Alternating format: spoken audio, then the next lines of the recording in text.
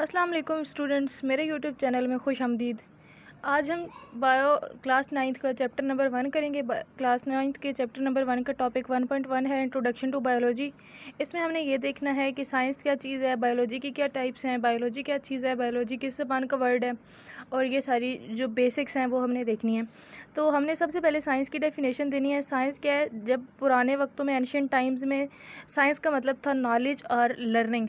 Today we है science as a study of the world around us. आजकल के दौर में हम जो हमारे आसपास दुनिया है उसकी जो स्टडी है उसको हम साइंस का नाम देते हैं। The study of science help us to answer the where and why of our surrounding. और इसके बाद हमारे पास आता है जी बायोलॉजी। क्या होती है बायोलॉजी? हमारे पास साइंस की एक ब्रांच है जिसमें हम लिविंग थिंग्स के बारे में पढ़ते हैं। बायोलॉजी दो वर्ड से मिलकर बना है, बायोस एंड लोगोस। बायोस का मतलब होता है जी लाइफ, और लोगोस का मतलब होता है थॉट और रीजनिंग। ये चीज़ आपने याद रखनी है। अगर आप फेडरल बोर्ड के स्टूडेंट हैं तो ये 3 मार्क्स का आपका जो है क्वेश्चन आ सकता है कि डिफाइन बायोलॉजी। और तो आपने इसमें बायोलॉजी की डेफिनेशन बतानी है, बायोलॉजी किस कौन सी ज़बान का वर्ड है वो बताना है, ग्रीक ज़बान का है। और इसके बाद आपने बायोलॉजी की डेफिनेशन बता देनी है, और दो जो वर्ड से ये डिराइव हुआ है ये आपने बता देना है, तो आपको 3 मार्क्स आसानी से मिल सकते हैं। इसके बाद आपने ब्रांचेस या डिवीजन्स ऑफ बायोलॉजी पढ़नी है। तो मेजर आपने क्या कहना है कि जो बायोलॉजी है उसकी मेजर 3 ब्रांचेस होती हैं। एक बॉटनी होती है, एक जूलॉजी होती है, और एक एनाटॉमी होती है। और ये इसके आगे से फिर डिफरेंट आगे से सब ब्रांचेस होती हैं जो कि अभी मैं आपको पढ़ाऊंगी। सबसे पहले बॉटनी है। बॉटनी क्या होती है जी? जिसमें हम प्लांट्स के बारे में स्टडी करते हैं। देन जूलॉजी है। जूलॉजी में हम एनिमल्स के बारे में स्टडी करते हैं। माइक्रोबायोलॉजी है। माइक्रो के वर्ड से आपको पता चल रहा है कि जो स्मॉल सेल्स हैं, छोटे सेल्स हैं, छोटे ऑर्गेनिजम्स हैं, उनके बारे में हम स्टडी करेंगे। तो इससे पता चल रहा है, बायोलॉजी से पता चल रहा है कि लिविंग ऑर्गेनिज्म। तो इससे मुराद है, माइक्रोबायोलॉजी से मुराद है कि लिविंग ऑर्गेनिजम्स की स्टडी हम जो है वो माइक्रो ऑर्गेनिजम्स हैं, जो माइक्रो ऑर्गेनिजम्स लिविंग है उनकी स्टडी हम माइक्रोबायोलॉजी में करते हैं।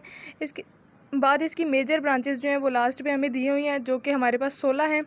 इसमें मॉर्फोलॉजी है। मॉर्फोलॉजी में हम क्या करते हैं कि किसी भी चीज़ की मॉर्फोलॉजिकल स्टडी को मॉर्फोलॉजी कहते हैं। मॉर्फोलॉजी का मतलब होता है कि वो देखने में बज़ाहिर कैसी है, ये अपीयरेंस कैसी है, उसकी मॉर्फोलॉजी कैसी है, इसको मॉर्फोलॉजी कहते हैं।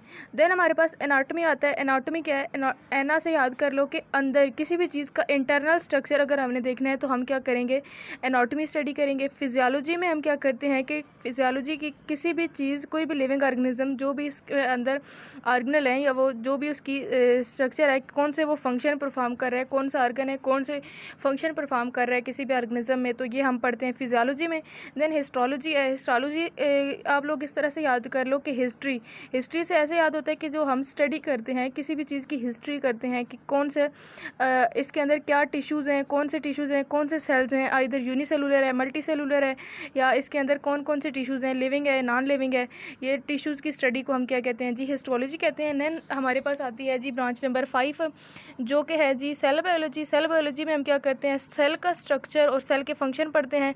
सेल के स्ट्रक्चर से मुराद कि सेल के अंदर क्या क्या चीज़ें हैं, और ये सेल हमारे पास किसी भी बॉडी में कौन कौन से फंक्शन परफॉर्म कर रहे हैं। देन हमारे पास जेनेटिक्स है। जेनेटिक्स में हम जीन्स, क्रोमोसोम्स और हेरिडिटी, ये किसी भी ऑर्गेनिज्म की हेरिडिटी चेक करनी हो, विरासत चेक करनी हो, जीन्स चेक करनी हो, और डीएनए टेस्ट वगैरह, ये सारे जेनेटिक्स में आ जाते हैं।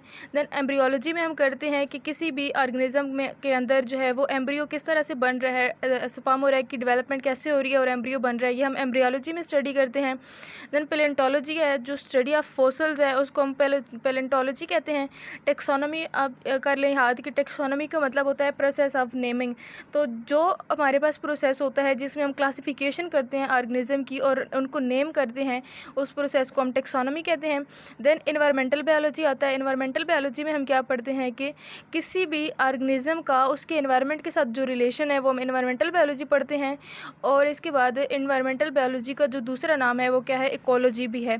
देन सोशियो बायोलॉजी आ जाता है। सोशियो बायोलॉजी में हम क्या पढ़ते हैं कि किसी भी ऑर्गेनिज्म या इंसेक्ट्स या एनिमल, जो भी चीज़ हम लिविंग ऑर्गेनिज्म ले रहे हैं उसका सोशल बिहेवियर से क्या रिलेशन है, जैसे आंट्स, हनी बीज, ये सारे क्या हैं जी? ये सोशियो बायोलॉजी में आते हैं। देन पैरासाइटोलॉजी है। Name indicates that study of parasites is known as parasitology. Immunology में हम स्टडी करते हैं कि हमारी बॉडी के अंदर कितनी पावर है किसी भी ऑर्गेनिज्म से, किसी भी ऑर्गेनिज्म के अंदर कितनी पावर है किसी भी जर्म्स या किसी भी जो हार्मफुल सब्सटेंसेस हैं या हार्मफुल जो इंसेक्ट्स हैं उनसे बचने के लिए, वो हम इम्यूनोलॉजी में स्टडी करते हैं। एक वर्ड टू वर्ड डेफिनेशन है कि the ability of body to protect itself from foreign substances. Foreign substances में क्या आ जाते हैं, इंसेक्ट्स आ जाते हैं, कुछ चीज़ हमें बाइट कर ले वो आ जाती है, कोई हार्मफुल डिजीज़ आ जाती है, कोई हार्मफुल केमिकल आ जाता है, उससे हमारे पास जो बचने की सलाहियत है वो हम इम्यूनोलॉजी में स्टडी करते हैं। देन हमारे पास एंटोमोलॉजी आ जाता है। एंटोमोलॉजी जो स्टडी इंसेक्ट्स की जो स्टडी है उसको हम एंटोमोलॉजी कहते हैं। फार्माकोलॉजी जो है ड्रग्स की स्टडी से डील करती है, जैसे आप आगे जाके पढ़ेंगे फार्माकोलॉजी, डी फार्मेसी, इस सब में आप जो है वो ड्रग्स और ये जो मेडिसिन होती हैं ये पढ़ेंगे। और इसके बाद आ जाता है बायोटेक्नोलॉजी। बायोटेक्नोलॉजी में हम क्या करते हैं कि डिफरेंट टेक्निक्स को यूज़ करके किसी भी ऑर्गेनिज़म के अंदर फॉरेन डीएनए इनकॉर्पोरेट करके हम नए ऑर्गेनिज़म्स बनाते हैं, और ये सब किस में आता है, बायोटेक्नोलॉजी में आता है। और हम जिस ऑर्गेनिज़म के अंदर बाहर का किसी भी बाहर वाले ऑर्गेनिज़म का डीएनए इनकॉर्पोरेट करेंगे उसको ट्रांसजेनिक ऑर्गेनिज़म पढ़ेंगे। ये वैसे आप जनरल नॉलेज के लिए जो है याद हो। और इसके बाद parasites derive it's nutrients and shelter, ये इधर ब्लॉक में दिया हुआ है।